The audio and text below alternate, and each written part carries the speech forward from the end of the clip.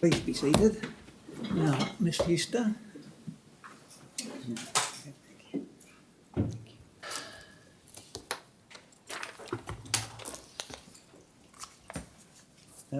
Ms Fewster, would you mind just stating your full name for the record? Marina Fewster. And would you Do you mind taking me an to oath? Or?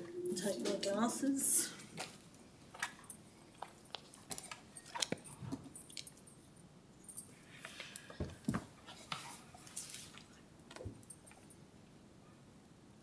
I, Marina Fewster, swear by Almighty God that the evidence I shall give to the Commission shall be the truth, the whole truth, and nothing but the truth. Thank you, Ms Fewster. Please sit down. Thank you. Now, Mr Power. Thank you, Commissioner. Ms Fewster, you appear here today as a witness under a summons of the 6th of July 2021, don't you? Yes, Mr. Power. And in that summons, there was a schedule which had a list of topics which you were asked to address in a written witness statement. Did you do that? Yes, Mr. Power. And do you have in front of you at the moment a copy of that witness statement dated the 22nd of July 2021? Yes. And it numbers some 64 paragraphs and has 21 documents appended to it. Is that correct? Yes. Would you go to page 24 of that witness statement for me, please?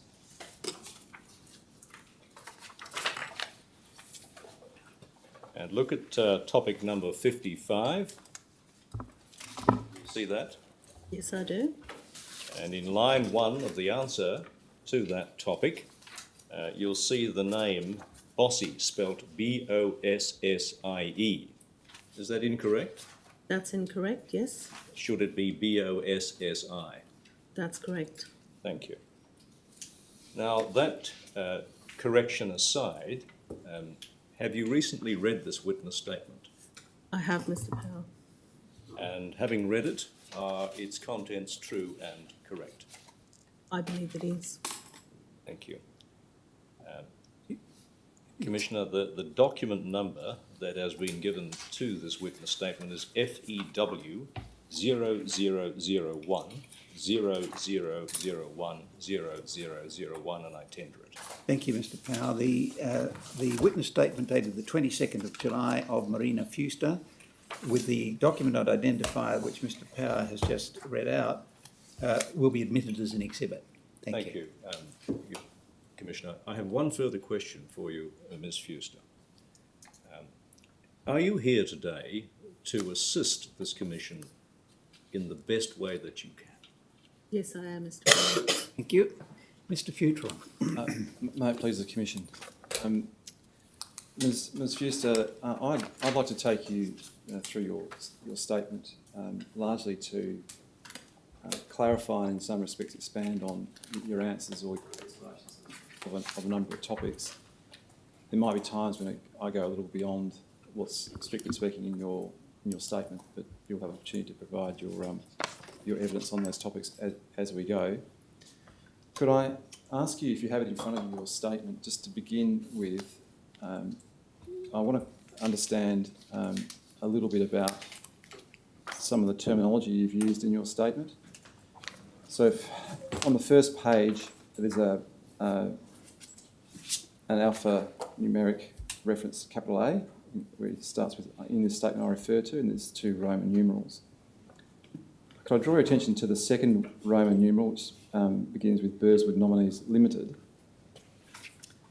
And the paragraph ends with a definition of a number of companies as Crown Perth, and you have described them as Burswood Nominees Limited, Burswood Resort Management Limited, Burswood Hotel Pty Ltd, Burswood Catering and Entertainment Pty Ltd, and Burswood Property Holdings Pty Ltd, which are all, as you understand it, subsidiaries of Burswood Limited.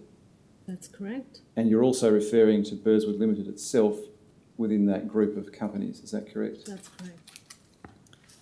So, putting to one side the precise legal arrangements between the various companies and whether they're directly owned or indirectly owned by Burswood Limited, are you describing each of those companies as Crown Perth because each of them in some way has a connection to the commercial activities carried out at the Perth Casino? Yes, I do. And is it your understanding that each of those companies has its principal place of business in Western Australia at the Perth Casino location? Yes, I do.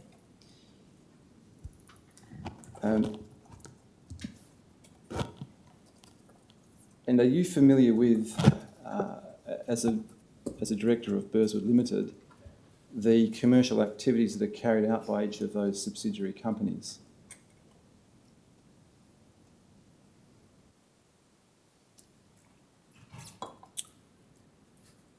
Not in detail, Mr. Futrell. Okay. Have you in your time as a director been provided with a structure diagram or something of that nature that identifies, if you like, who's who in the zoo? Yeah. Use that expression? Yeah. I have requested the structured detail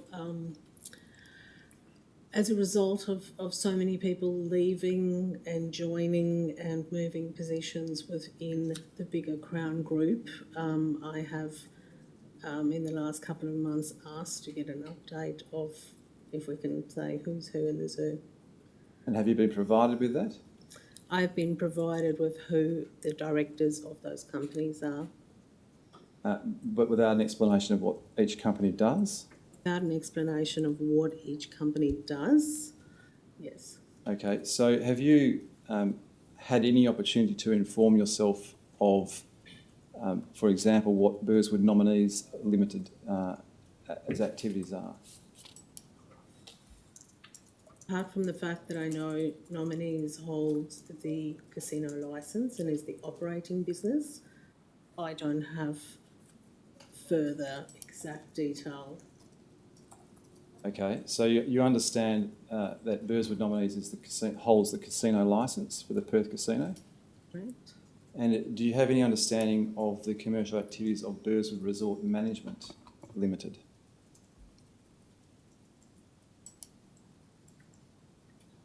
It does employ the employees, and I know that from dealing with an employee matter, which said employed by Burswood Resort Management. I think, Mr. Futrell, if I look at those companies,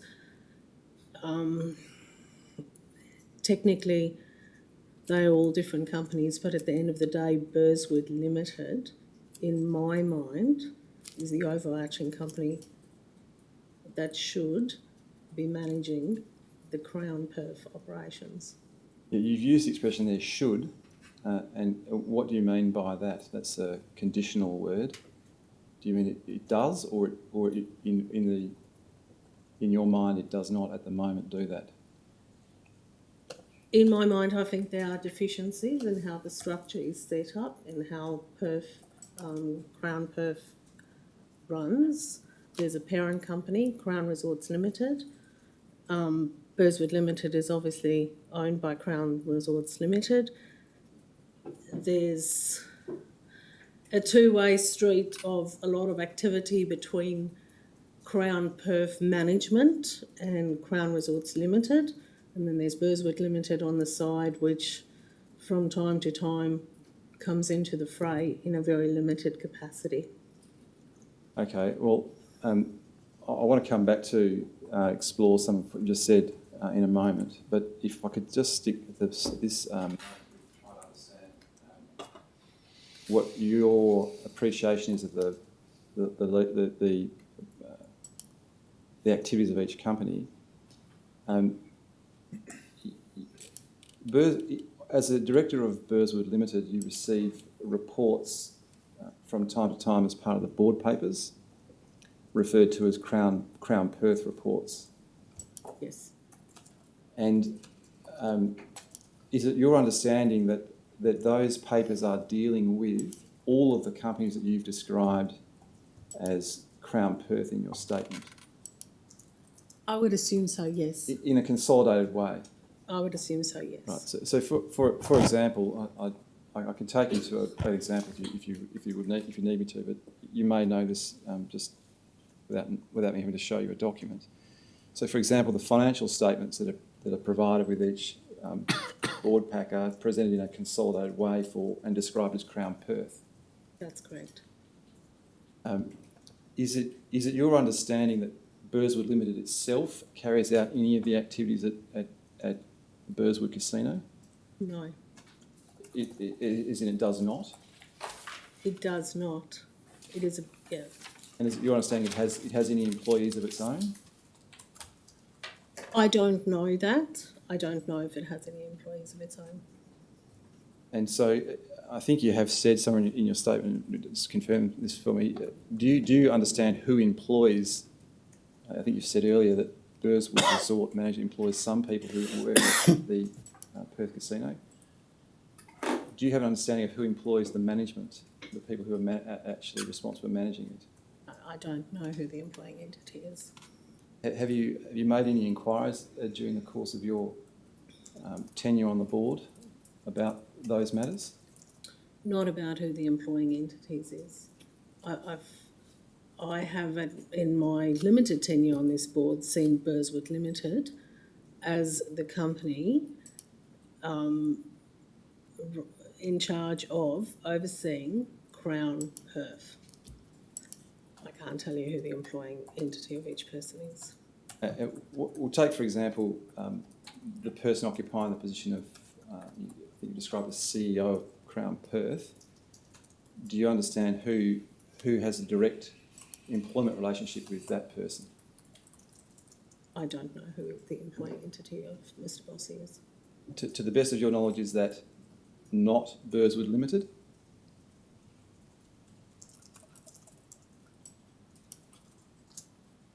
I just don't know, Mr. Futel. I don't know.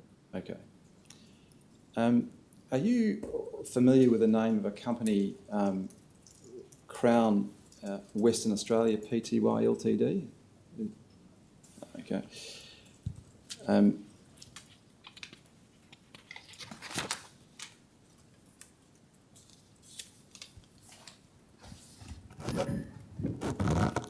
What would you describe the principal activity of Burswood Limited as a company, leaving aside the governance arrangements, to be?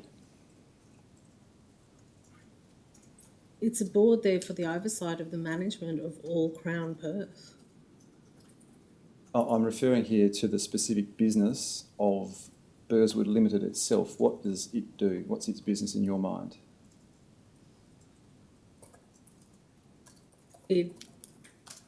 It's a business that it looks after Crown Perth, which is a casino, an entertainment hub, hotels, restaurants. I think in answer to an earlier question, though, I think you accepted or agreed that Burswood Limited does not carry out those activities directly itself. Yeah.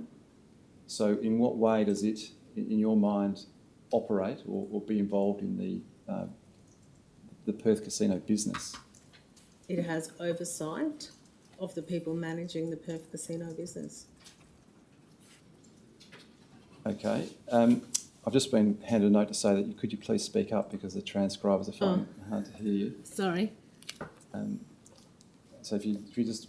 It has oversight of the people managing the different properties, entities, products of Crown Perth. Okay. Now,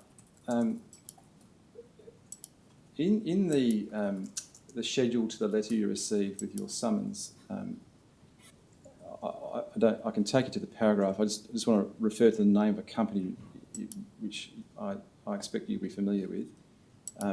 There's a reference in topic 39 to a company called Riverbank Investments Pty Ltd. Are you familiar with the name of that company? Yes, I am. And do you also understand that to be a subsidiary of Burswood Limited? I do now. Okay.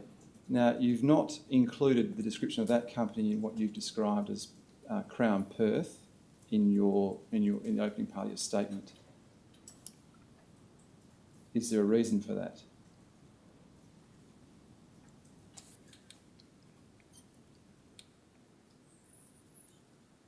I can't think of the reason why I didn't include that, and I have to say when I think of Riverbank Investment Limited and my limited knowledge of it, I'm thinking of it as a bank account more so than a company. So that is probably the reason why I didn't include that in Okay. in the names of the companies listed. But coming back to this, the broad idea of companies operating out of Perth, the Perth Casino precinct, it would fall in that group in your mind. Yes, it would. So it would form part of, broadly speaking, Crown Perth. It would, from what I know now, yes. I understand. Can I just ask you some? I want to ask you some just general questions around the state of your knowledge of the, I guess, the casino industry or business, which was the subject of one of the topics, and you've quite candidly said at least at the time you joined the board, you didn't have a great deal of experience or knowledge of those things. And you can answer these questions by reference to whether you've since acquired that knowledge, but you can also say whether you understood it at the time you joined. So, by way of example, at the time you joined the board of Burswood Limited, were you, or did you have an understanding, were you aware of any vulnerabilities of casino operations to criminal infiltration?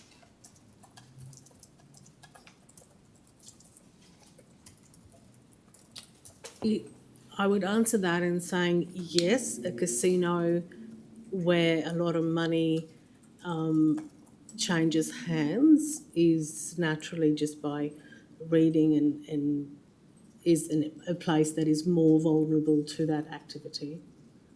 And did you at that time have any idea of the specific ways in which a casino is or may be vulnerable to criminal infiltration? Not specifically at the time of joining. And have you learned about that subject matter since you have joined? I have. And how have you become educated about that topic? In the first few months after joining Crown, which was in the latter part of 2000, Burswood Limited, in the latter part of 2019, I had a briefing session with Mr. Preston, who took me through AML CTF, the framework, the different regulators, the different ways or examples of ways money laundering can happen in a casino business. During, I think it's March of this year, Mr. Stephen Blackburn gave a training session to the directors and senior management, and further to that, updates in a board pack. Okay, so that's a description there of, I think you referred to AML and CTF. It's the money laundering and counter-terrorism financing regulatory environment.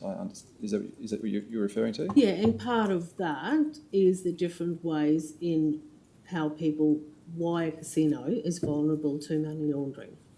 And what is your understanding of the different ways in which it's vulnerable to money laundering? There are various ways: structuring, cuckoo smurfing, patron-to-patron activity. Okay, what do you understand structuring to be? It is where different people, money comes in from different people at different times, and as a separate transaction, it does not look suspicious. But if you look at it as a whole, you can see the trend. You can see that it's a suspicious transaction. Okay, and I think you mentioned Cuckoo smurfing. cookie smurfing, yes. Oh, I knew you were going to ask me that one. Cuckoo smurfing. Cuckoo smurfing is basically where the money, it's a bit like, I think of it in my head, a bit like when you try and trace on TV mobile phones, and it hops to this place and hops to that place, and you're never directly with the person who paid the money versus getting the money. There's a lot of hops in between and different businesses before the money hits the casino. And they could look legitimate.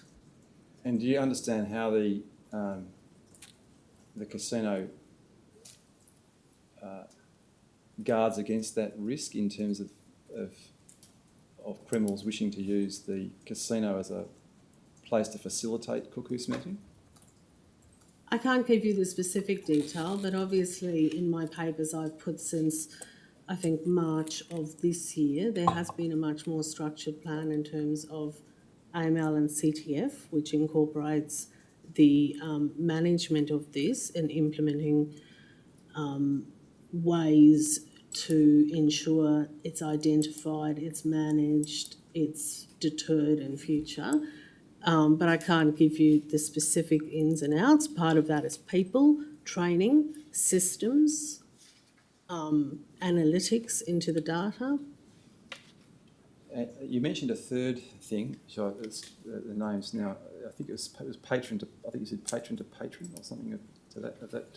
Is that? Yeah, patron to patron. You're pushing me on operational matters, but I'll do my best. Yes, So what do you understand that vulnerability to be? You got $200,000. Give 50 people $5,000 to $8,000 each. Go in. I pay back. You play red.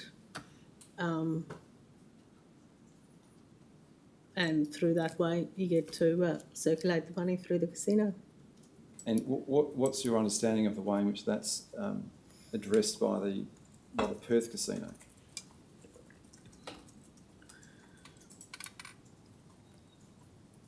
As part of the that is part of the AML CTF program.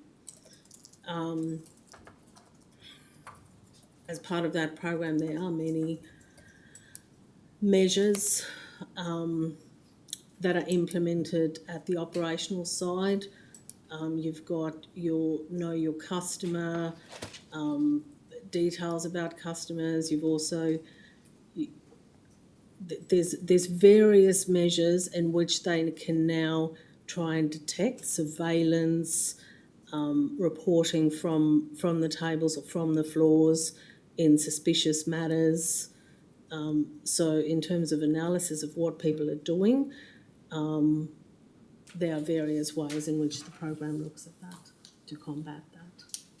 And in your monthly meetings, in your meetings of Burswood Limited, is there a reporting to the board of Burswood Limited on AML CTF specific activities? Yes, there is. And what's the nature of that reporting to the board? To inform us of the activity, firstly, to inform us of the implementation of the AML CTF joint program, which started in 19, had a rebirth in 20, had a semi-rebirth in 21 as well. So the implementation of the steps in that program, and then looking at unusual activities, highlighting, reporting, and if you want to call it audits and tracking of activity within the casino. When you say audits and tracking, what's your understanding of that process? The process, if I can come back to the AML risk management process, is pretty much set. The framework and the implementation and the management of the process is set from Crown Resorts Limited. It does get reported to the Burswood Limited board when we have board meetings, as into where it's at.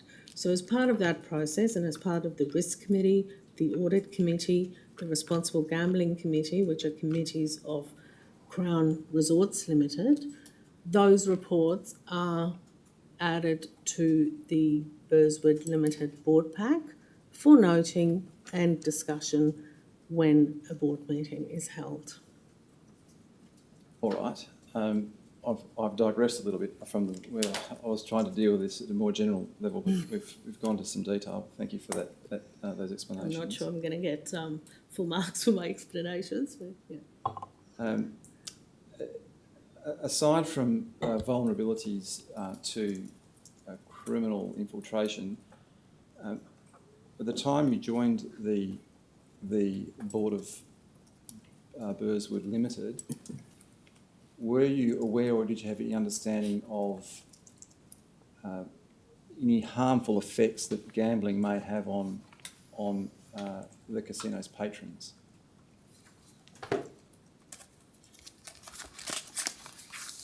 Not specifically, but gambling is addictive.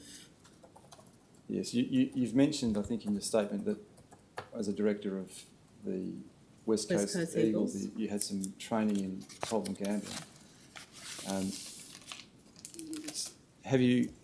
Has that at all been a focus of the board of Burswood Limited in your time on its board? No.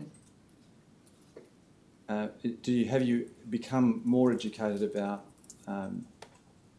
aspects of the casino's operations that may cause harm to members of the public? I think I've become more educated in the responsible gambling function, which also during my tenure undergoing remediation. So in answer to your question, I think I've got a better appreciation now of the program that Crown runs in terms of responsible gaming. All right, so there's a program of, we'll come back to this, but you have an understanding of, or an appreciation of, if you like, the risk of harm to members of the public who utilise Crown Perth services, for which there's a program of responsible gambling program to address. More broadly, you understand that there are different types of games. I assume you understand there are different types of games played at the Perth Casino, and they broadly fall into table games and electronic gaming machines. Yes. With respect to each of those, have you any understanding of whether one or other of those has a more addictive quality? I don't. Has there, during your time as a director of Burswood Limited, been any discussion at the board level concerning specific games or types of games that may have more addictive qualities than others? Not that I'm aware of.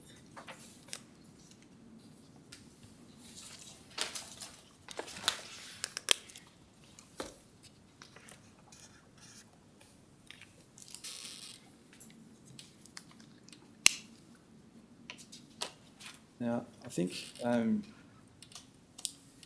in answer to one of my earlier questions, you said you understood that Burswood Nominees holds the Perth casino licence.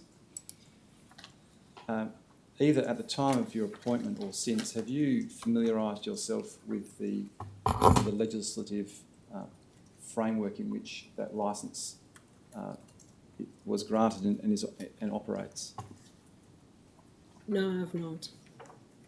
Are you aware at all of the Casino Control Act? I know there's the Casino Control Act.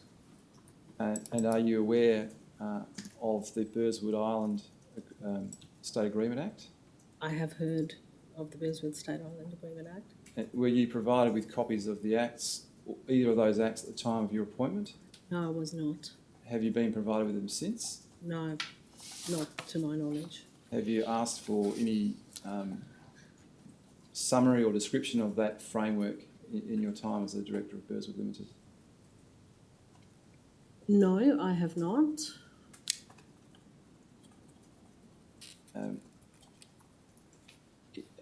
As part of the oversight, I think you said earlier that you see Burswood Limited's role, at least in part, as the oversight of the casino operations. Has it occurred to you at all that there is a responsibility on the licensee to mitigate the risks associated with vulnerability for criminal infiltration?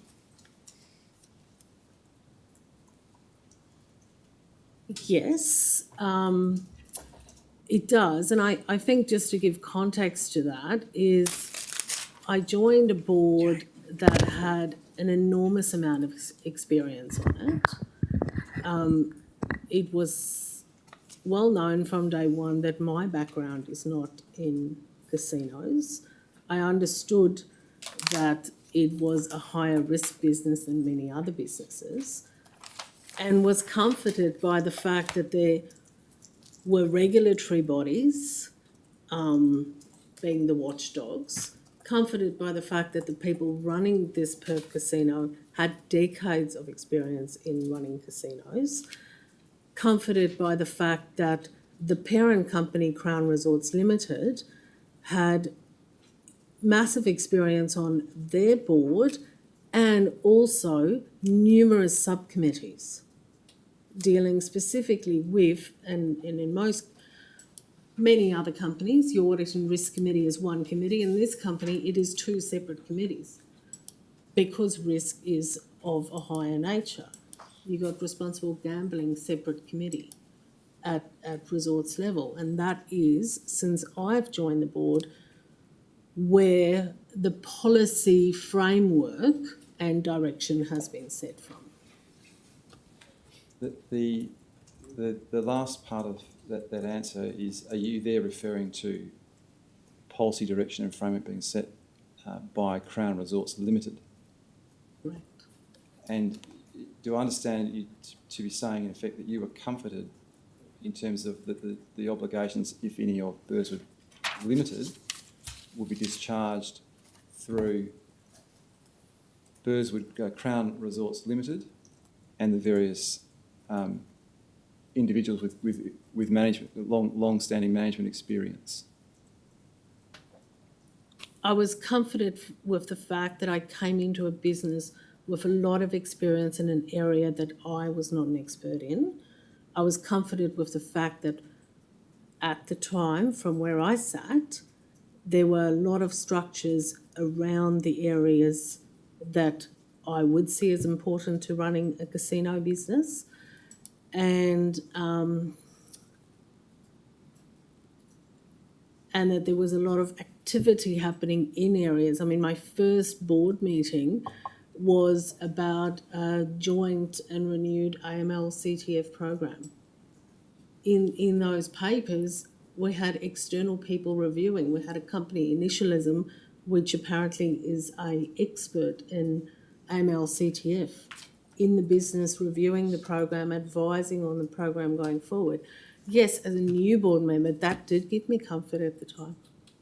And just to come back to the nub of the original question, which is, as you sit here today, do you consider that the Burswood Limited board has responsibility for mitigating, if you like, vulnerabilities of the Perth casino to criminal infiltration?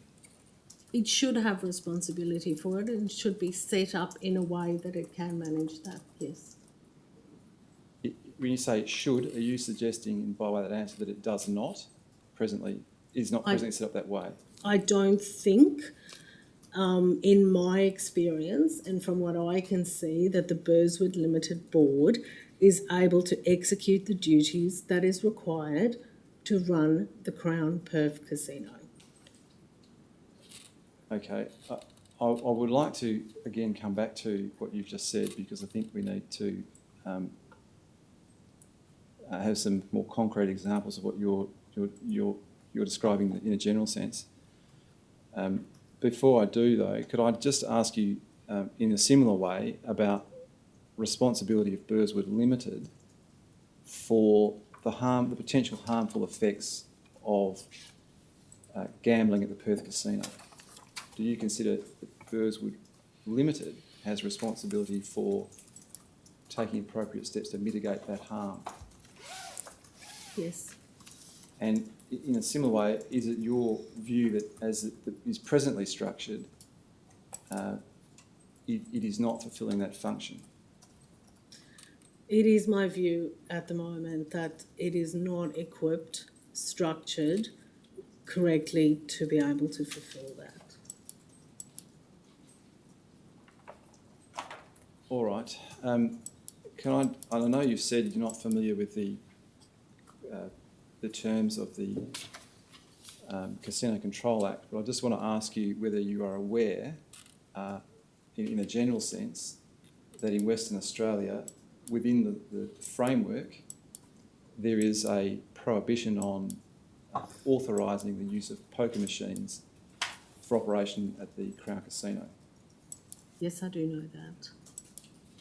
And do you understand the reason for that to be that poker machines are seen to be a potentially harmful form of gambling?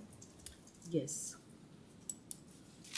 And in that context, has there been at the Burswood Limited board level any discussion that you can recall whereby electronic game machines have been discussed in the context of their potential harmful effects?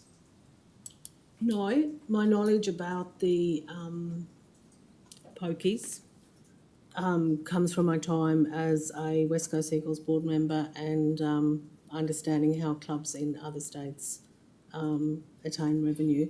So I've not been in any discussion at Burswood Limited about EGMs or the harmful nature of EGMs. Are you? I just want to understand that your last answer. Are you equating pokies in quotes with EGMs? There is a difference. I don't equate them with EGMs. So the answer is that in reality, although you use the word pokey, you're referring to EGMs. The prohibition on pokies. Yes. I come back to that. I shouldn't have said EGMs. The prohibition on pokies. My knowledge of that comes from a previous life. I see. Of dealing with.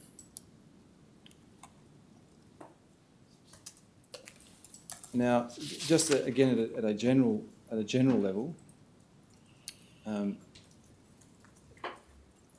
you consider that it's important for the operations of the Perth Casino to be operated in a way that maintains public confidence in the integrity of those operations?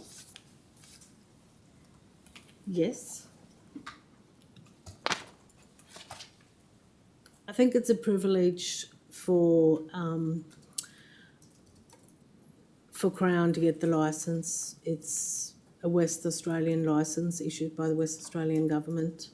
It should be managed with the utmost respect to West Australia and should have the focus of West Australians as a priority. And in that vein, in order for the Western Australian public to have that confidence in the operations of the Perth Casino, do you consider that the character of those who run it should be of the utmost integrity? Yes.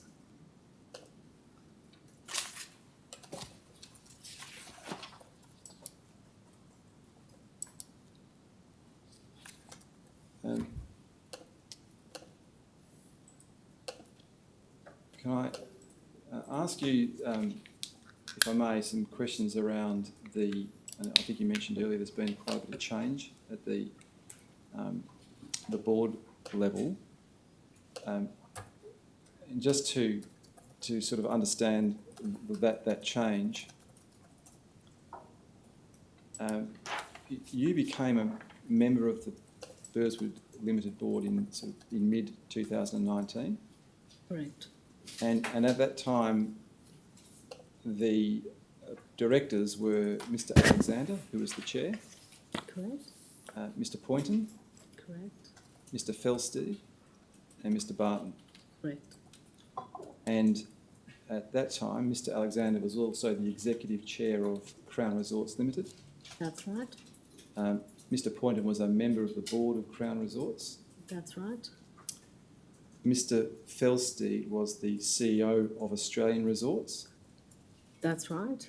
So he occupied essentially an executive management position within the Crown Resorts structure. That's right. And Mr. Barton was the CFO of Crown Resorts. That's right. He might have also been referred to as the CEO of Crown Resorts. I don't know if that was at or just after. I Mr. see. Barton. So, but again, he occupied an executive Absolutely. management position within the Crown Resorts structure. Correct. Now, just to be clear about the changes that have happened in the composition of the board since that time, Mr. Alexander resigned in January 2020, Correct. and then Mr. Poynton became the chair, That's right.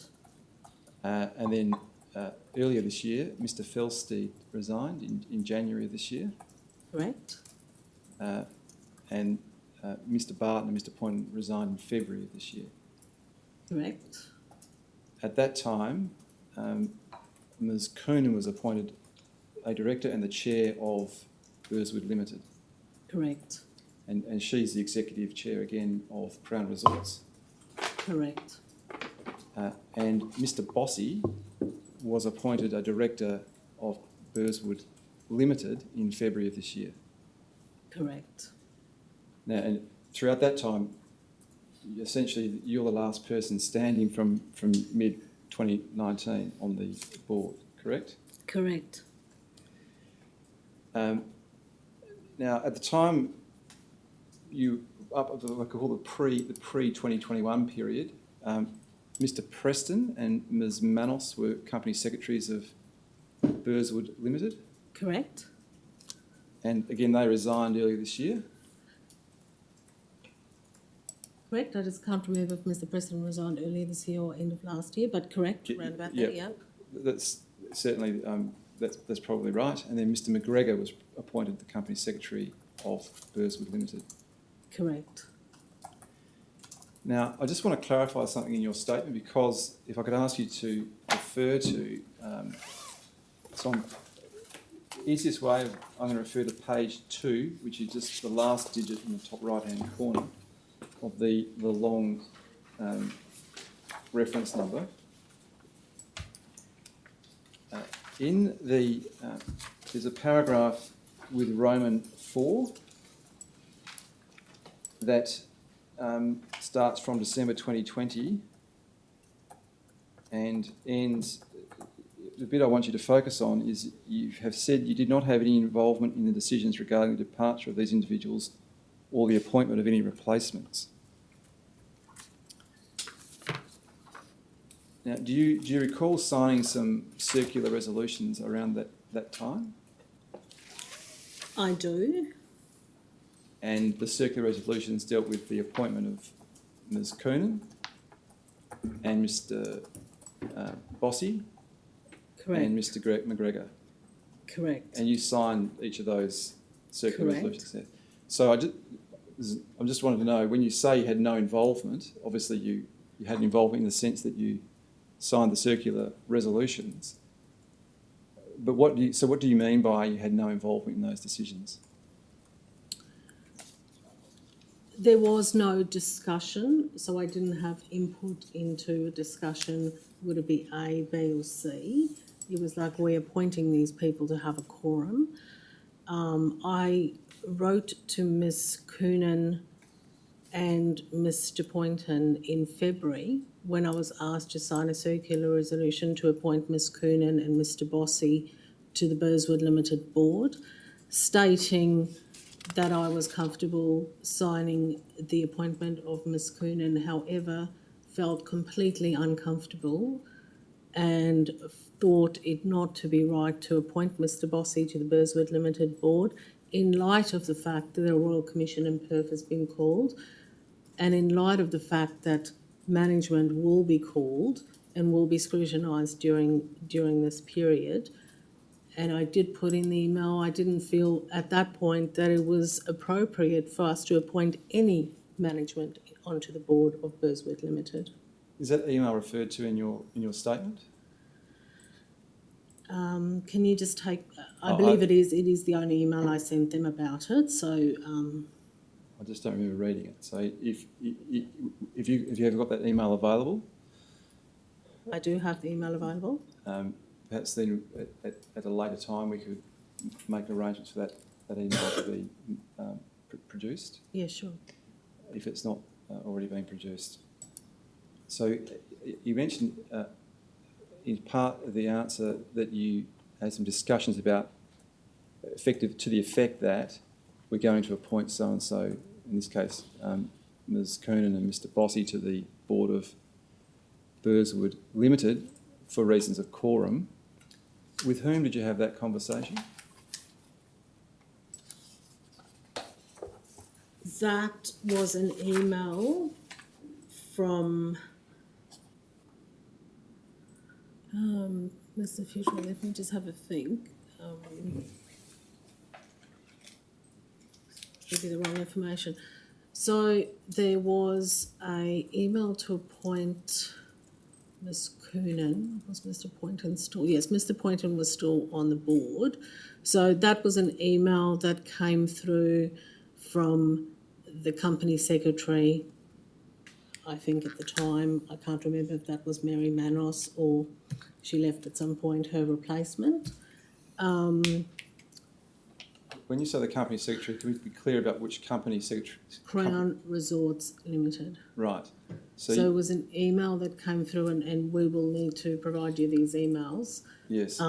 With the circular resolution, which from memory was late one night to do the appointment. I then wrote to Ms. Coonan separately to ask if I can have a catch up with her, as I wanted to express my concerns. I never heard back from Ms. Coonan overnight, so the next morning I wrote her and Mr. Poynton the email where I clearly expressed my concerns in appointing any management, including Mr. Bossy, to the Burswood Limited board. Was your concern with respect to Mr. Bossy only that this inquiry was about to take place, or did you have a deeper concern with respect to Mr. Bossy? Not necessarily towards Mr. Bossy at the time, but towards the fact that it should be a board of, in my view, independent directors, and it's becoming a board of executive managers, which again takes away the necessity or the usefulness of the board. Well, when you say it's becoming a board of executive managers, isn't it the case it's always been, in effect, such a board, with the exception of yourself and perhaps Mr. Poynton? And Mr. Poynton. Yes, but I'm now 18 months down the track. When I started, the first 6 months was look, learn and see in many ways. 2020 was a challenging year for Crown, and I'm sure most other businesses, in terms of managing COVID, and it was an unusual year. And I wouldn't use 2020 as a normal year to say, oh, that's what every year looks like at Crown. But coming out of the Bergen inquiry, and obviously the latter part of 20, during the latter part of the Bergen inquiry, and especially coming into 21, it became clear that things aren't exactly where they needed to be. And I thought appointing more management onto the board just isn't going to get us there. Okay. Now, so would it be your preference as a member of as a current director of Burswood Limited, that the board be comprised of a majority of should we say, independent directors? West Australian independent directors, yes. You've mentioned the word the phrase Western Australia a couple of times. Is it your view that those who currently occupy the position of on the board of Burswood Limited, with the exception of yourself, are not characterised in that way? Well, there are no other non-executive directors. So I'm more saying going forward, for the focus and people's number one priority to be Crown Perth and to put Crown Perth ahead in any decision because it is your number one priority, your best chance of achieving that is starting at the top and having a majority of non-executive directors whose interest is Western Australia firstly. Okay, now, do I understand then from what you've said that you, in your mind at least, you would see the current structure or the current those who are currently on the board as a temporary or an interim step towards what you're describing, a board comprised of a majority of independent Western Australian directors? If I was to set it up, yes. I've been advised by Ms Coonan and Mr McCann, the new CEO of Crown Resorts Limited, that an independent review is underway to look at the structures and the boards and the various entities to streamline and centralise functions for a better outcome. I've not seen the review or had any further information about the review. Have you been invited to contribute in any way to that review? Have you sought to have that opportunity? I spoke to Ms Coonan I spoke to Ms Coonan in March when she came over and provided my assistance in any way, shape or form to Crown Perth. I spoke to Ms Coonan on I think it is the 16th of April, after the April board meeting, where she again reiterated to me they're doing the review, and I said, well, if I can be of any help, I'm happy to help and want to be involved. She was very appreciative. But no, I've had no involvement. Have you expressed... I have provided Ms Coonan with some potential names to consider for board members in... And have you expressed to Ms Coonan what you've just said to the Commission regarding the composition of the board, your views about that? Maybe not in as much as I have to you now. I have expressed my views of people that would be good on the board and provided her in an email with names of people and what I thought they would bring to the board. And those individuals being Western Australians, presumably? Yes. Who would be independent of the management of Crown Resorts Limited? Yes. Have you expressed to her, though, your view, that the board should be composed in that way for that reason? In other words, independent of management and Western Australian focused? Western Australian focused, I definitely have spoken about. I don't know if I can't recall that I've specifically spoken of independent of management. Okay, now, can I come back to your statement again? So we've digressed somewhat. You have said that the board has met, I think, 10 times since you became a director of Burswood Limited, and the order in which the meetings take place is they're scheduled to take place after a Crown Resorts Limited meeting, and they do take place in that order. I'm led to believe that, yes. I see. So you understand that from speaking to other people who've attended both meetings, is that the... Mr Bossy. Right. Now, there are a number, on the Burswood Limited agenda, there are a number of standing items. If I could perhaps just to assist you here, take you to a fairly typical example. Could I call up CRW.701.002 .1393, which I think is the agenda pack for April of this year.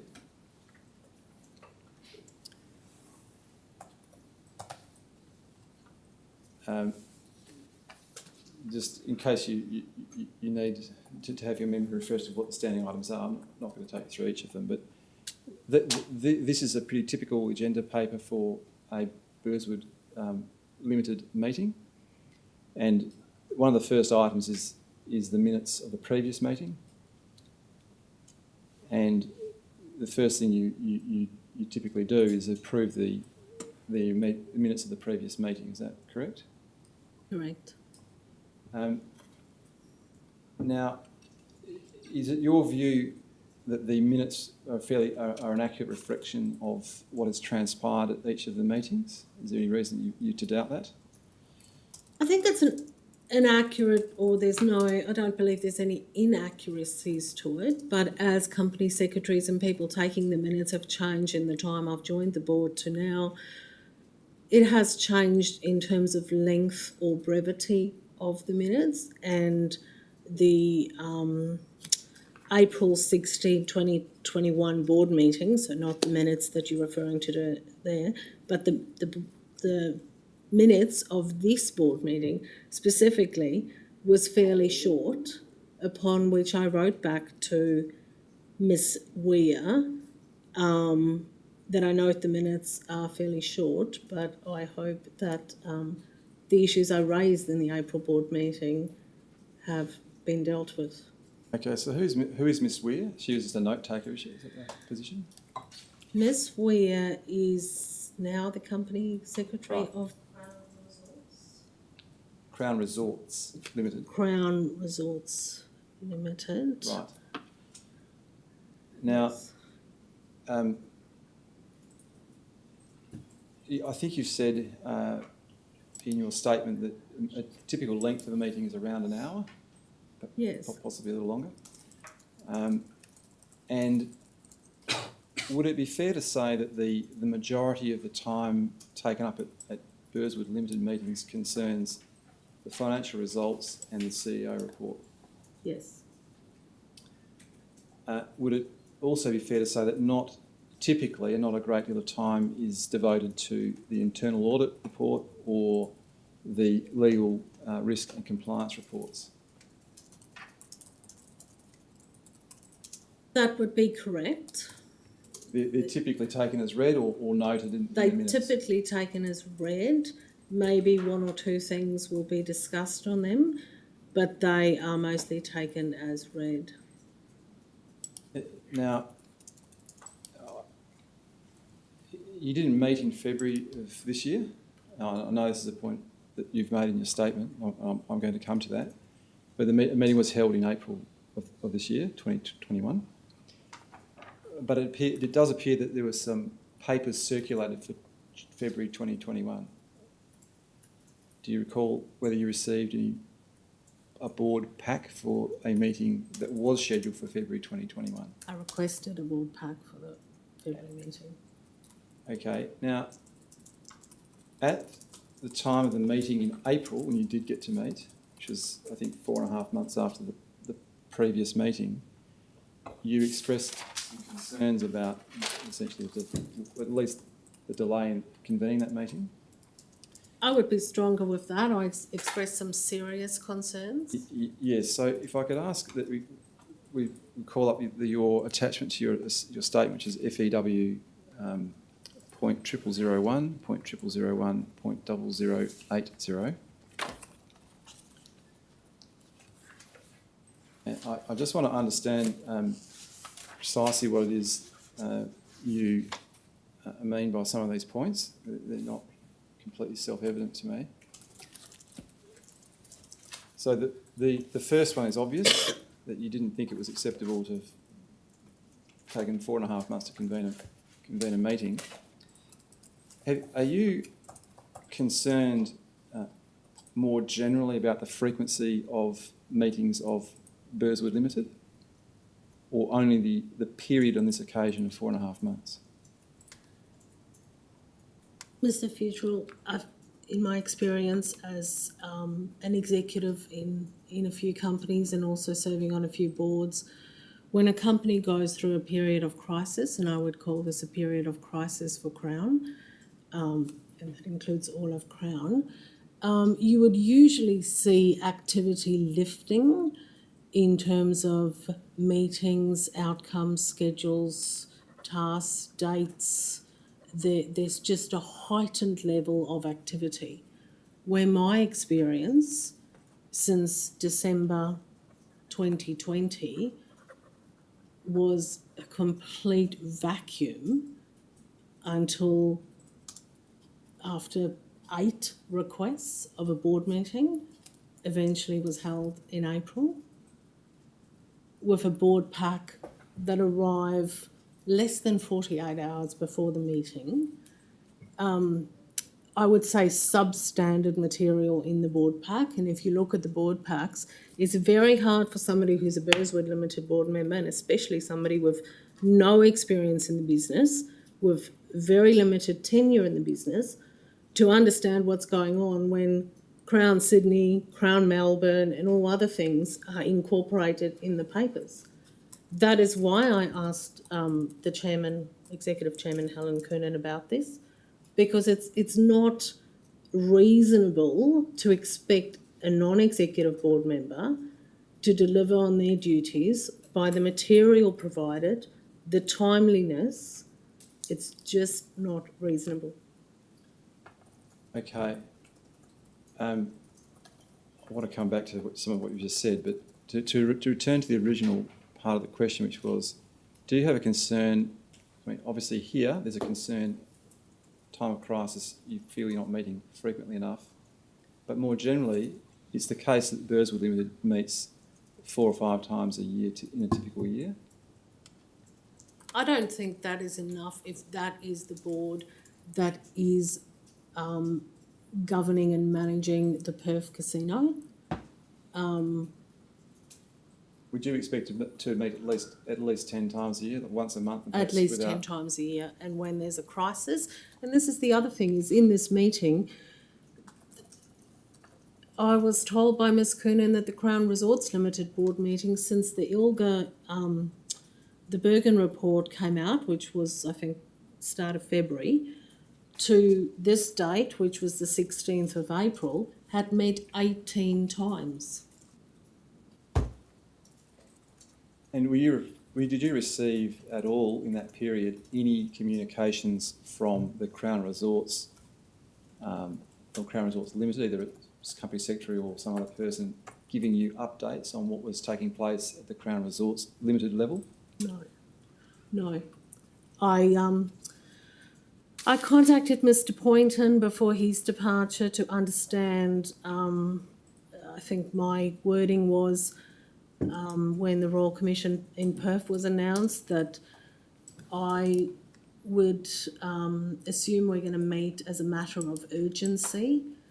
I didn't get a meeting, and Mr Poynton left shortly thereafter. I spoke to Mr Bossy probably twice a week, expressing my concerns. I spoke to Ms Coonan when she was over in March, expressing my concerns. I had no information, no updates on anything relating to remediation after the Bergen report, let alone Royal Commission called in Western Australia. Eventually, Mr Bossy got me a meeting with Allens to give me an overview of what's going on. And at the time, I asked Mr Bossy how the legal team was appointed if it was never discussed at the board meeting.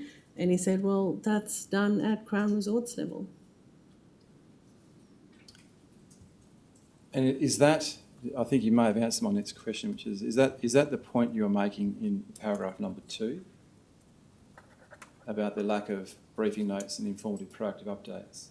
That is the point I'm making there, that it is just not possible to be a diligent and good director when you are not provided with information or provided an opportunity to be part of a solution and that's exactly why I wrote this. And in your view, where does the problem lie? Does it lie with those who are managing Burswood Limited, or those who are responsible for managing Crown Resorts Limited? There's a big crossover there. Miss Coonan's on every board. I think the issue lies with it's a structure that's not fit for purpose. And it obviously serves a purpose somewhere, but from where I'm sitting, and I'm a bit of an outsider because I'm not in the executive, I'm not on the Crown Resorts Limited board, it is just not a structure fit for purpose. Okay, I keep on saying this, but I want to come back to that because there's other parts that I think we need to explore before getting a firmer understanding of what you're saying. I think you've mentioned, you've explained what your concern is with respect to the paragraph 3A in timeliness. Now, you mentioned you received the April board pack 48 hours before the meeting was scheduled. Is that a typical example of what occurs, or? Yes, and I did in Mr. Poynton's days. Mr. Alexander, unfortunately, was only the chairman for 2 meetings, and I was new at the time. And the board packs also came out late. But in Mr. Poynton's time, I did message him on several occasions about board packs. I guess the people putting the packs together are the same people that had to do work for the Bergen inquiry, which brings me right back to the point of for Crown Perth to get to be the number one priority and get the attention required, you cannot have these central functions and these people that are being everything to everybody, because somebody will be the priority. And in the case of the Bergen report, I understand that was a priority. But for me to just discharge my duties as a director, I need to get my board pack in a reasonable time with information that is clear so I can be prepared for the meeting. And is it your view that obviously you want a week at least? 48 hours is not enough to get across that I think material. a week is pretty standard. I think in most businesses a week is normal, especially the fact that most non-executive directors hold other positions. Yes. Were you able to actually read all of the material and be across it before meetings? No. And so what did you focus your attention on in order to prepare? The financials, the CFO report, the risk and legal callouts. Sorry, Mr. Futrell, could I just clarify this? Yes, Commissioner. The what you are saying about the adequacy of the board packs and the timeliness of their delivery to you to enable you to prepare, can I split this into time periods in your tenure on the board? The second half of calendar year 2019, say the whole of what you've regarded as explained as not an atypical year, which is 2020, and then the period of 2021. If you can split it into those 3 periods, is your complaint, if I can describe it that way, the same, similar or different in each of those 3 periods? From where I sit today, my complaint would probably be the same. I don't think... I think it might actually have deteriorated because in 19 I was new, so I was trying to get to how this works and how they run it. What I know now, I probably by the second meeting would have said these board packs need a revamp. In 20, because of the different circumstances the business was operating in, and it was more about ensuring we continue to have a business, a lot of the focus of certain things like staff were stood down, so they weren't internal audits done, so a lot of that, but the packs were still sloppy, I'd call it. Tardiness has been there throughout the period. And in 21, the board meeting was cancelled in February, which I think the board meeting was supposed to be around the week or the week before the ILGA report came out. I went back and said, well, we still need to know what's going on and need a board pack. That came later than the board meeting was even scheduled, although it was cancelled. And then the April board meeting, that pack just, yeah, that was just the last pack that I could read in such a short amount of time with just no idea, is this am I noting this? Do I need to make a decision about it? What am I doing with this? What is it saying to me? Right, thank you. And to finish off on that, was there any difference this was a meeting in June, I think, of 2021, is that correct? Correct? And was there any difference at that time after you'd made your views clear? Yes, so the pack came out earlier and Mr. Bossy let me know there was a slight delay, which was fine. And there was this things I did raise through this was taken care of, and they're not to the extent that it should be. It's the first company where I've seen a board pack with no matters arising, and I don't know how you keep track of what people are supposed to do and the outcomes and dates people are supposed to deliver by if you don't have a matters arising. So it's been a new phenomenon for me. So the matters arising was in there, but there's no dates to when things are due. So there's still a lot of work. There's still matters about other entities, which I find interesting, but it needs to be clearly labelled as to where it fits in the scope of Burswood Limited. Which presumably you would know if you're an executive of Burswood Resorts and Crown. You would, and especially the people that are executives have been there for a very long time, so yes, you would. Yes, so given the constraints, I think you said earlier, you really just can't read everything before meetings if you're receiving it less than 2 days or 2 days beforehand.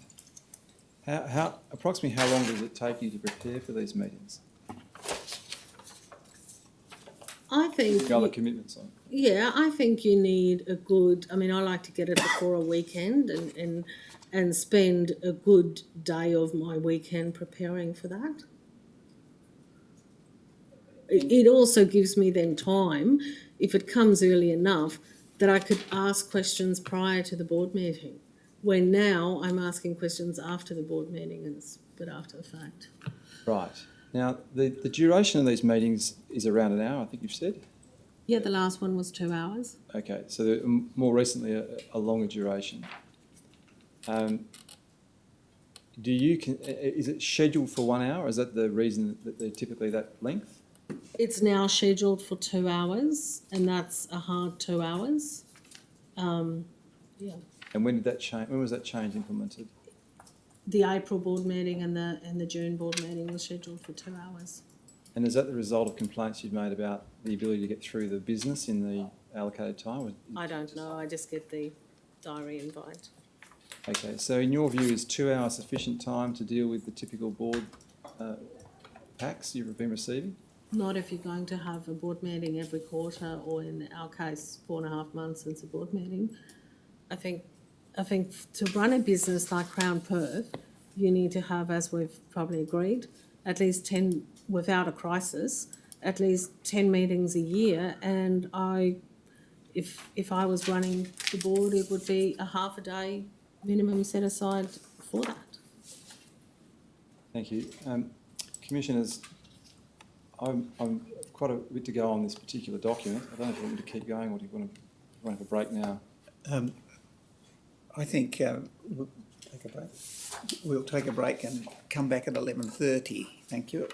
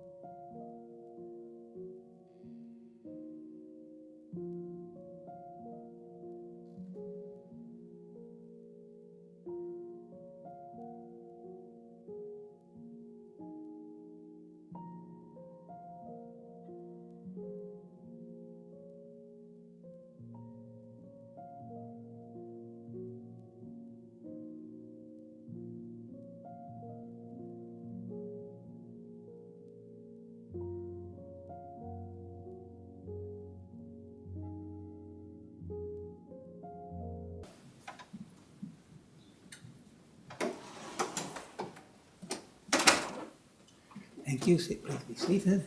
Thank you, Mr. Fewster. Yes, Mr. Futrell. May it please the Commission, just before going through one of the attachments to your statement, I'll just take you back to that document. And I think we've just finished with the paragraph headed 3A, timeliness. There's the next paragraph you're referring to a calendar.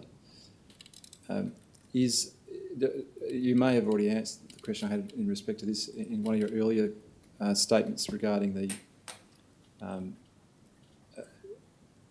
having a clear view of what is coming up in the future. Is that the nature of the complaint there, that you don't have a clear idea of when meetings are to be held and a schedule?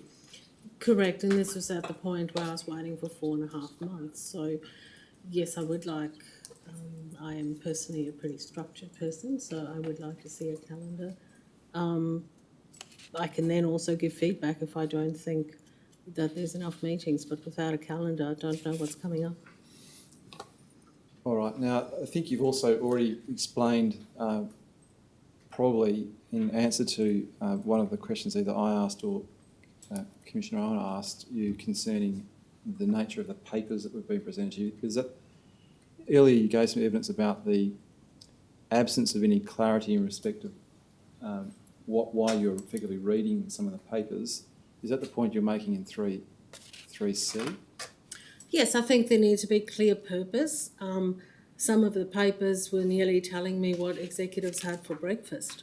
I don't think those matters need to be in a board report. And to me, it felt like the reports, and again, I can only tell you what my experience, but it felt like the reports went to other meetings or other committees and were slapped together for the Burswood Limited board meeting, where many of the matters in those reports, I don't believe needed the attention or oversight of the Burswood Limited board.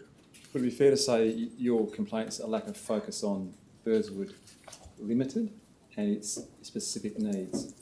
Correct. With respect to, on this particular topic, I have some questions for you. I mean, a little earlier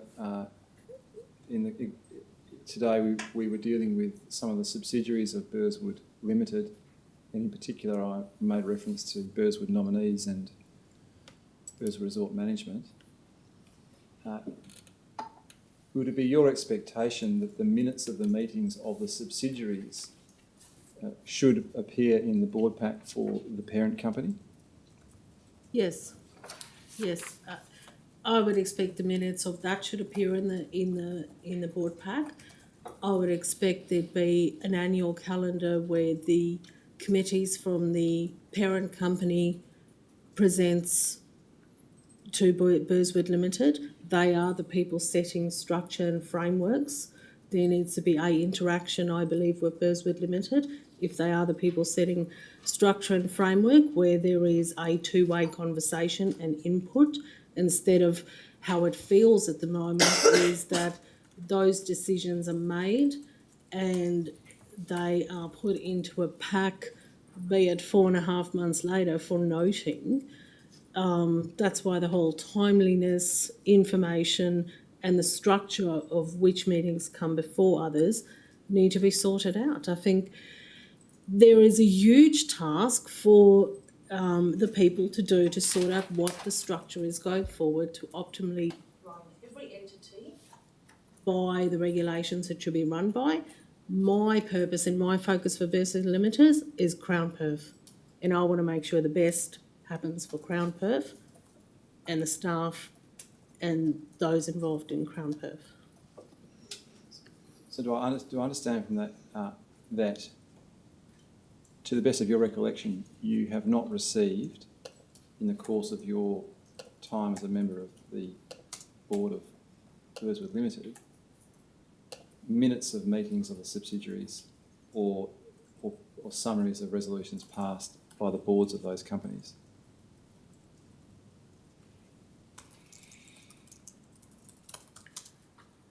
On your first question of minutes, I cannot recollect seeing any minutes of those. I'm also trying to think really hard if I've seen circular resolutions for them. I doubt I have. Have you made any inquiries or asked for those to be provided to you? Not until I had this discussion with all of them, where I've made it pretty clear that I expect papers that are going up into other boards to come to us first. Yes, that's a sequencing issue in one sense. I'm really focusing here on what you believe you should receive in order for you to go. I do believe that if we are the company managing Crown Perth, that we should have input into who are directors on those boards, and we should get minutes, or there should be some structure where we know what's happening. I'm unsure how we are able to manage all of that without getting that information. Okay, now in C, I want to understand what you mean by some of these expressions. So I understand resorts board. That's Crown Resorts. The subcommittees you're referring to there, I think elsewhere in your evidence you've said words to the effect that Burswood Limited does not have any committees of which you're aware. I'm not aware of any subcommittees of the Burswood Limited board. Yes. So the subcommittees you're referring to there, what are they? They are the subcommittees of Resorts Crown Limited, the subcommittees that's in our annual report. I think there's 5 or 6 of them. I see. So what you're effectively saying there is that before anything leaves Perth, if I could put it that way, and is considered by Crown Resorts or one of its management subcommittees, for example, risk management subcommittee or responsible gambling committee, or one of those committees, it should first pass through the board of Burswood Limited. Yeah, that's my opinion of how I would like to see it run, that Burswood Limited is running Crown Perth, makes the decisions. Those come to us before they are submitted to Crown Resorts Limited. And that presumably would also mean that if there is, and let's take an audit report as an example, if there is an audit to be undertaken, that you should see the outcome of that audit first, formulate your own reaction and assessment of it, and effectively report to Crown Resorts on what steps Burswood Limited is taking to deal with it. That would be a good way to run it, yes. So that's inconsistent with what you were suggesting earlier, I think, in terms of the way it ought to, in your view, be structured. In other words, the line of communication should be from Burswood Limited up to Burswood Resorts. To Crown Resorts.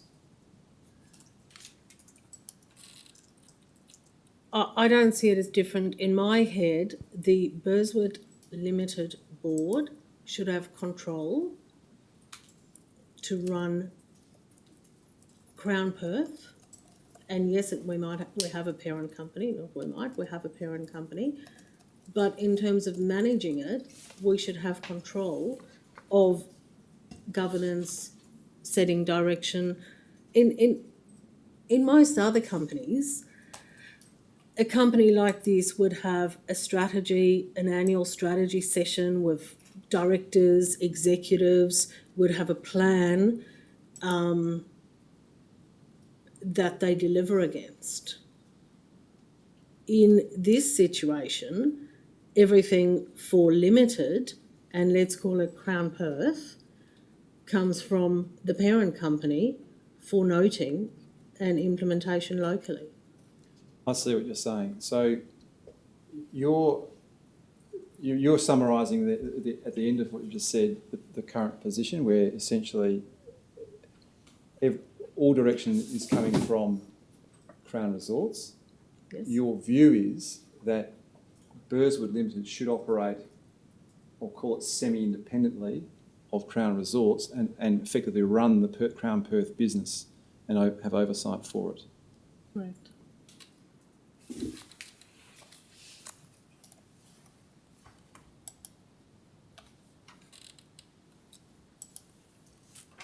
I think you've dealt with 3D. I don't need to take you through E, F, G and H. They're all self-explanatory. You know, you mentioned earlier, you started to say something about matters arising, and you I think you may have already said really all you need to say about that. But is there anything you want to add to what you said earlier about the typically having a matters arising list at the end of at least the minutes or part of the minutes that keep a record of what steps to be taken following the meeting and by whom, and keeping track of them? Can I firstly say I see I made some typing errors there, so apologies. Secondly, in terms of matters arising, and I'll actually address, I know you're not asking me, but I think it goes hand in hand with my view of management of a company and the principles with that. The matters arising is really important to ensure that we keep track of what has been committed and what outcomes need to be achieved by who and when. And it's a really good measure to keep a company on track and to keep the management focused. Which brings me to the last point, which is KPIs. You know, what are the KPIs, and you've seen the board packs that the Burswood Limited board's looking at to say, is Crown Perth hitting its KPIs? And I'm not just talking financial KPIs, there's a budget for every year. I'm talking about the other KPIs in terms of social responsibility, culture, all of those things. And unless you have agreement with that and it is clearly communicated from the board down, then it is very hard to keep a business on track that have got 4,000 or 5,000 employees. People need to be very clear in what's expected from the top. Are you aware of whether there are any KPIs for Crown Perth that have been determined by Crown Resorts Limited? No, I have requested them, and they, because of the turnover of management, Mr. Bossy has informed me that Mr. McCann, who is his direct manager, the CEO of Crown Resorts, Crown Limited, will look at that. I've not seen a budget for FY22, which is the current financial year we're in. A updated business plan that goes with that, incorporating the KPIs for the business. So is it your expectation that what you would see in the board paper somewhere is some form of measurement of KPIs that agreed by the board at a particular point in the year, and then progress against those KPIs on a monthly or quarterly and annual basis? Yep, quarterly basis is probably at this, sorry to interrupt you, at this stage there's no such measure being undertaken by Burswood Limited. Is that your evidence? correct. Can you scroll down to a little further down in the document? Now, there's the second last sentence, or actually there's a paragraph that starts, "I have raised these issues over the past 12 months," and you feel you just get ignored. With whom did you raise the issues? The tardiness of the board packs I've been raising in 2020, and I remember one specific conversation with Mr. Poynton where he said management is stretched because the same people are involved in producing the work for the Bergen report. In terms of the other issues here, most of them, I've had some raisings with Ms. Coonan, and I've had numerous conversations with Mr. Bossy about it during 2021. Yeah, so you've directed your, if you like, the issues you've raised to the chair, in what, at least on most occasions it seems, and more recently to Mr. Bossy, who's currently the CEO of Crown Perth, correct? And when you say you feel you get ignored, what exactly do you mean by that? Well, if I was taken seriously, then I think there would have been a total overhaul in the information. I feel like I'm more of a niggle than assistance. The business is operating at a very fast pace. As you've seen, most of the executives are board members on certain companies.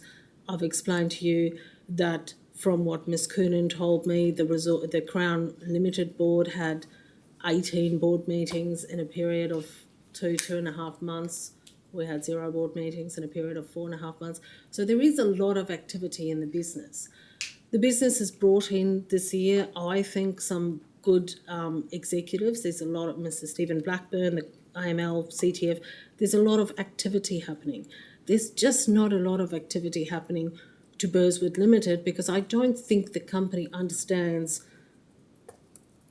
what they want the structures, maybe they do, but what they want these structures to deliver. I just don't think Burswood Limited itself is adding much value at the moment to the way Crown as a whole is run. Okay, now, have you been given any you gave an example earlier, I think, that at least the timeliness of the papers for June was better. Have you been given any assurances by either Ms. Coonan or Mr. Bossy that some of the other things you've raised are going to be addressed in the future? Yes, Ms. Coonan in the meeting after I raised this acknowledged it. She did address with the executive in the meeting, and that is probably one of the changes of this year. Sorry, I'm digressing, but one of the changes of this year is you will note that there's now probably 8 to 10 executives that attend the Burswood Limited meeting. Most of them have centralised roles, so risk, obviously the CFO, you've got AML, CTF, so there's a lot more people from over east attending the Burswood Limited meeting. Coming back to your question, which was assurances, Ms. Coonan did in the meeting give assurances, and she did raise with those people in the meeting that as I am the only non-executive person and have not worked in this business for decades, the reports really need to be written for the audience. And the audience is a non-executive person who does not operate and spend time in the business, who needs management to provide them with information and draw their attention to the things that needs attention from the board. All right. Now, that's quality of papers. What about frequency and duration of meetings? That's, at this stage, not been addressed as far as I know. So at least since April, there has been some, you have to say, there's been some progress in terms of addressing your concerns. Yes.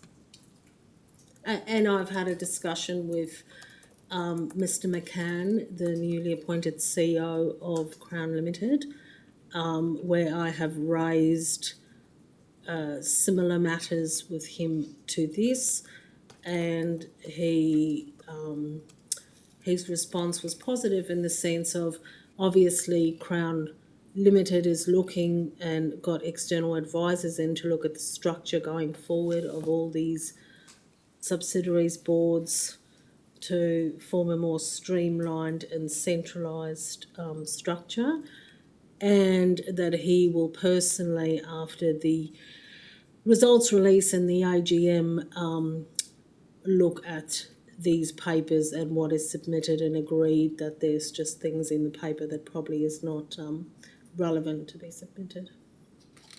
Okay. Now, I'd like to sort of now become a little more specific about some of the statements you've made earlier concerning the way that Crown Perth is managed, if we characterise it that way. And you have addressed many of the topics that we provided to you with your witness summons, and you might recall they were broken up into the three companies of interest for this commission, which is Burswood Nominees Limited, Burswood Limited, and Burswood Resort Management. And there's essentially a series of questions were asked, or topics dealing with each of those. So if I could just draw your attention to, because in response to the topic dealing with the management structure applicable, you have more or less said the same thing in response to each entity. So I just want to, I just take you to those parts of your statement, and I've got some questions for you that follow from that. So if I could take you to your statement at page 9, which is in the top right-hand corner, topic 12.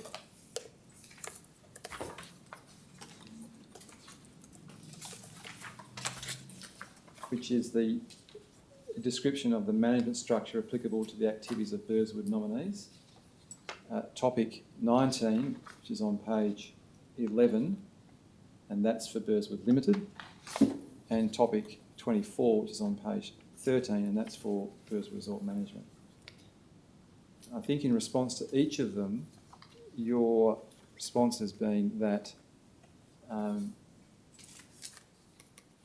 the structure is applicable for all the entities in Crown Perth, including those three, and it's led by Mr. Bossy as the CEO of Crown Perth. Correct. And he reports to Mr. McCann, who's the CEO of Crown Resorts and the Managing Director of Crown Resorts Limited. Yep. So there's the direct line of reporting is from Mr. Bossy to Mr. McCann of Crown Resorts. Correct. And you have said there are some other executive functions, many of which are centralised, that have a dotted line responsibility to Mr. Bossy. What exactly do you mean by a dotted line? Secondary responsibility, I guess, if that's the right phrase to use that. So their direct manager. So, for example, if we take responsible gaming, the executive, who's part of the executive level that Mr. Bossy sits on, that reports to Mr. McCann, is for responsible gaming is over east. I think it's Miss Bauer. There's a general manager in Crown Perth who reports directly to Miss Bauer, and a dotted line to Mr. Bossy. I see. And just sticking with that particular example you've given, does the person in Perth whose name just is Miss Falk? Melanie, yeah. Let's just work on the position. So the general manager of responsible gambling, does she report directly also? Is there a report from her to the Burswood Limited board? Not as it is structured at the moment, no. I see. So in what way, if at all, does Burswood Limited become aware of responsible gambling activities? Either through the CEO report or one of the other reports added on from head office. So you've got your risk and compliance and AML, CTF, those reports are from central areas, although there's sometimes a paragraph in the CEO report that might deal with that topic. Okay, now, I remember, it seems like some time ago now, I started the day with understanding what you mean by Crown Perth. Do I take it then from your description here of the function of Mr. Bossy as CEO of Crown Perth, that what you mean by that is that he has the principal executive management responsibility for the Perth operation, for the Perth casino operation? I would say the principal management responsibility for Crown Perth, because in my head I see casino, hotels, hospitality, so I call it Crown Perth. Yes? For all those things though, He Mr. does. Bossy. If you are the CEO of the operation in Perth, I would see that you have responsibility for that, yes. And in your mind at least, do you also see him as the Chief Executive Officer of Burswood Limited itself? Yes. And do you know when he was appointed as the CEO of Burswood Limited?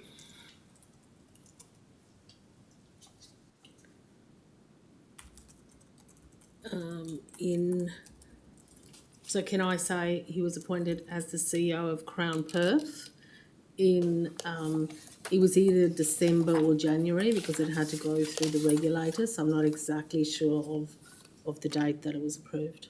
December 2020 or early January, 2021? yeah. Okay. Now, was that a decision made by the board of Burswood Limited, to your knowledge? Not to my knowledge. No resolution was passed to that effect then by Burswood Limited?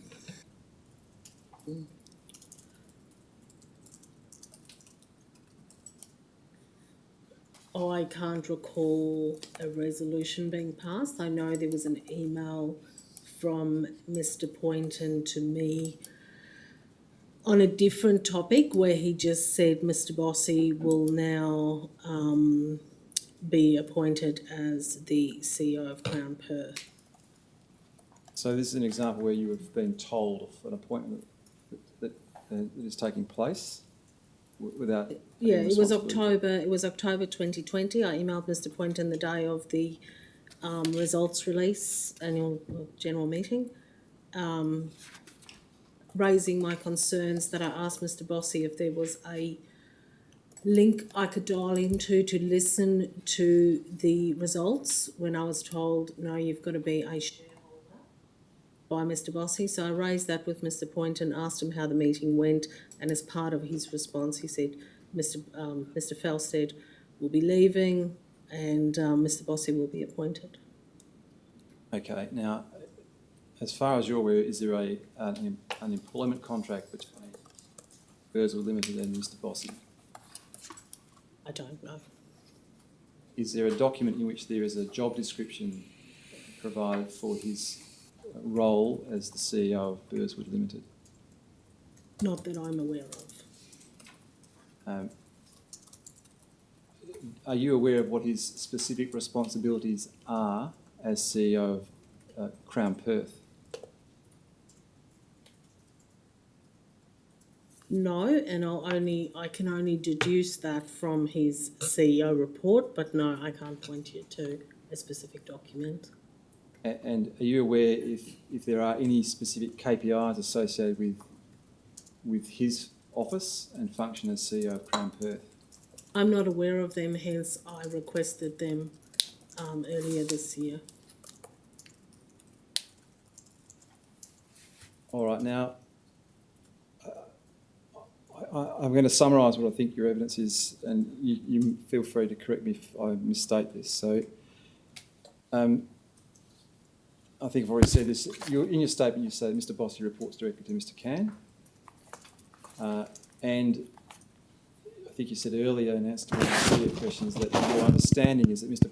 Bossy reports directly to the board of Crown Resorts meetings, and they are held immediately before Burswood Limited meetings. Correct. And does Mr. McCann attend Burswood Limited meetings at all? Mr. McCann was an invitee to the June 2021 Burswood Limited meeting, and I think he only started, I have got it somewhere in my evidence, I think he only started in June, at the start of June. Of this year? Of this year, yes. All right, well, in the previous role, then any person occupying the role of CEO of Crown Resorts, did that person, It was Miss Coonan, Executive Chairman. So Mr. Bossy reported to Miss Coonan.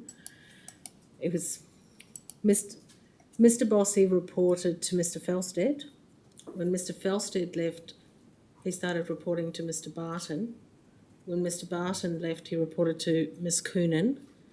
And now that Mr. McCann's appointed, he's reporting to Mr. McCann. So what's that? Mr. Bossy's had 4 or 5 managers in the space of 18 months or less. I see. Now, at the time that Mr. Felsted and Mr. Barton were on the board of Burswood Limited, were they reporting in their executive function, not as a director, in their executive function at all to the board of Burswood Limited? Yes. And what were they? In what function were they reporting to the Burswood Limited board? Well, Mr. Felsted would attend to some of the matters in the CFO report, in the CEO report. Mr. Bossy would attend to the majority of them. Mr. Barton, it was 2019. I think Mr. Barton spoke on some financial matters. But the person who mostly in the Burswood Limited board meetings while Mr. Barton and Mr. Felsted was there would talk to Crown Perth. Okay, now in that framework, and I'm now referring to whether it's Mr. Bossy currently or Mr. Felsted or Mr. Barton in earlier forms.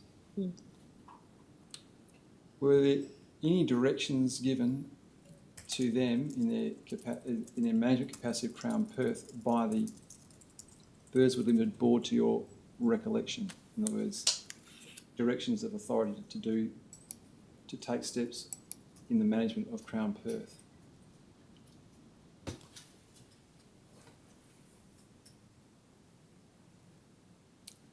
Yeah, not that I would say directions. There were questions asked. There were in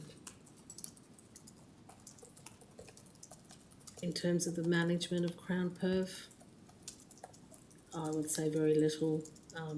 Most, as I've explained to you, meetings are more noting of things that have already happened or have already been approved at a higher level. So that's really the point of my question. I'm trying to get an understanding. I'm trying to get an appreciation of what transpires at board level meetings of Burswood Limited. And from reading the minutes, there appears to be, as I said earlier, I think you agree with me that audit generally noted, legal compliance generally noted, and there's a report delivered by the CEO. And is the effect of what you just said that it's more or less telling the board what is happening rather than seeking guidance or direction from the board as to what to do? Yeah, absolutely. It is informing the board of what is happening and in many cases has happened. During my first few board meetings, a lot of discussion about the economic state at that time. It was a tough time in Perth. 2020, I'd say conversation was 90% focused on COVID and COVID related, standing up, standing down, the staff, the facilities, even coming out of lockdown, the Perth casino had massive restrictions around it. So that was a high priority and huge focus. And then coming into this year, there has been the 2 board meetings that we have had in 2021. There has been a lot of focus on the new plans, frameworks, policies, centralisation functions from Crown Resorts Limited. This is centralising many of the management functions that you've referred to in your statement, such as risk management, responsible gambling, AML, CTF. Is that what you're referring to? Yes. And the structure just, I mean, I'm not in the operations of the business, but clearly I'm heartened to hear there was a review happening, because the structure is just not, in my experience, optimal to managing Crown Perth. I mean, the person in Perth who's the executive in charge of the 3 hotels as part of Crown Perth reports to the CEO of Sydney, who now subsequently in the last few weeks have resigned. But, you know, that makes it hard for Mr. Bossy, I guess. If I was the CEO of Perth, it would make it hard if the people that are in charge of big parts of your operation has a direct line and a different person barking orders at them. I see. In terms of, I could take you back to your statement. There's a number of responses to some of the topics that I would like you to explain, because reading them together, there seems to be possibly some inconsistency, which I would like you to clarify. So if I could take you first to, is it on page 8 under topic 9?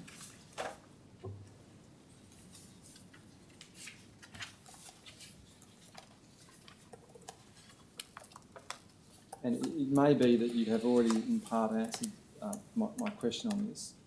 So you've said you're responsible for the governance, strategic direction and management of Burswood Limited. But from the descriptions you have given of the way in which governance, strategic direction and management take place, it appears to be taking place at the level of Crown Resorts. So are you saying, I feel responsible for that, but in practice I'm not being able to? I feel I should be responsible for that, and I feel that to manage Crown Perth, the Burswood Limited Board, or whatever the entity is called at the end of the day, should be responsible for the governance, strategic direction of management, and should be responsible for what happens in Perth. And there's just no way, if you look at the circumstances at the moment of how the board is structured, how the board operates, how it is equipped, that we are fulfilling the role that I honestly believe is what is needed and is, in my view, the way it should be structured. Okay, so then thank you for that answer. It does clarify what you said under 9. In 15, this is on page 10, there's, again, I just need to ask you some questions to sort of make sure I understand this correctly.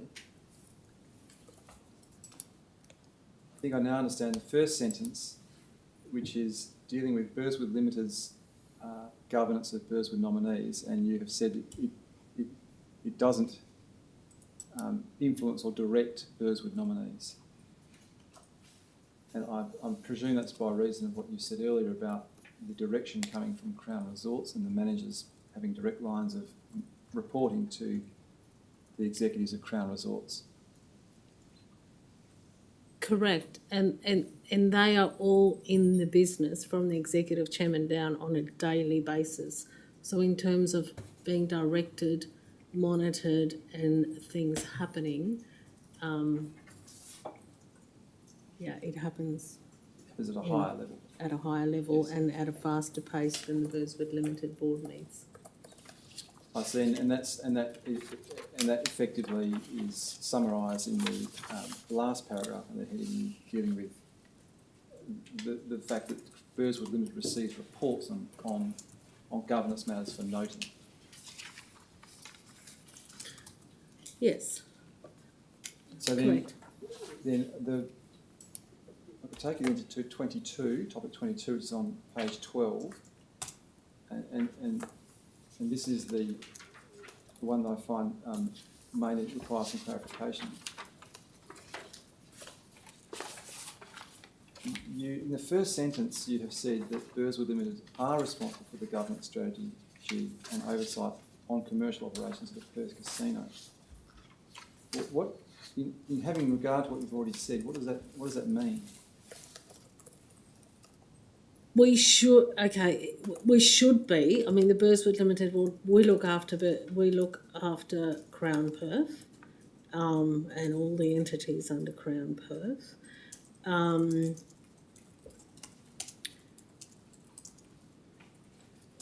The management of Crown Perth run the day-to-day. So I think what I'm trying to say there is just the demarcation between the role of a board director versus an executive manager. I see. So again, this comes back to you're answering it from the perspective of a director of Burswood Limited. You consider yourself responsible, even though as a matter of practice, it's not translating to the way the business is run. That's right. And is that also true for the next paragraph, which talks about the accountability of Mr. Bossy? In light of what you've said, and in light of Mr. Bossy's direct reporting arrangements, in what manner is he accountable to the board of Burswood Limited? Well, he should be accountable. He reports the CEO report in the operations of Crown Perth, and as the CEO, you should be responsible to the board that sets strategy, looks after governance of that operation. But again, you're using the word "should" there. Is that aspirational rather It than is reality? aspirational, absolutely. In my view, that is, I'm describing to you here how I see the demarcation between a board and executive management, and the CEO leading that executive management team. All right, but to be clear about the current arrangement, The current arrangement does not work like that. Mr. Bossy does, for practical reasons, report in terms of turn up to a board meeting and deliver his CEO report to the Burswood Limited board meetings. But in terms of day-to-day activity or weekly activity or instructions or decisions made for him, that's from his direct manager, who's the CEO of Crown Resorts Limited. Yes, so he is not in fact accountable to the Burswood Limited board in that he wasn't appointed by the Burswood Limited board. There's no contract of which you're aware. There's no KPIs of which you're aware. There's no way in which you can even keep track of what he is doing. Correct. Against what his expectations are. Correct.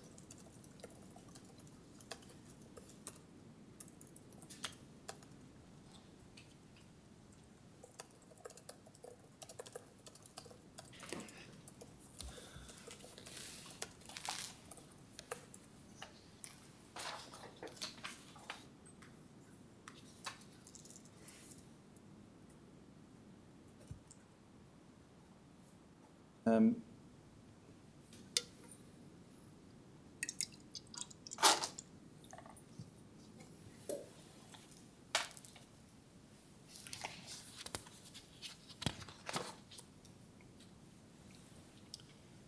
I ask you to, this is again mainly for clarification purposes, to move to a slightly different topic, which is really, you might recall a little earlier today, I asked you some questions about vulnerability and risk specifically to casinos. I want to now ask you some questions more about risk generally.